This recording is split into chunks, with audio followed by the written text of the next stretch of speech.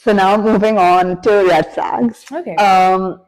We're going to give you 3 hypothetical situations composed of 2 things that are going good and 1 that's a red flag. Okay. You have to assume that these statements are true, and we've adapted them for you and Humm Care.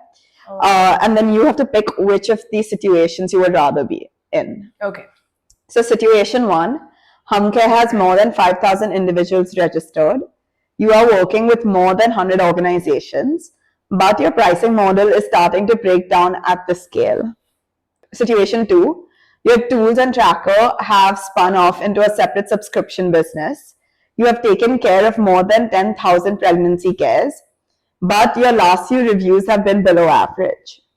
And then last is situation 3. Humm Care is raising a round of funding. Your newsletter is actively helping empower parents, but you aren't able to find experts to join your team lately. So these are the 3 situations, and you have to choose which one you would rather be in. Okay. I thought which one's a red flag, and I was going to be like all. I would say I would potentially rather be in situation 2, where our reviews have been below average, because we could definitely set up a bunch of ways to proactively find a solution to this and figure out what's going wrong. Anyway, with our health concierge and our team, we ensure that every single user speaks to our team.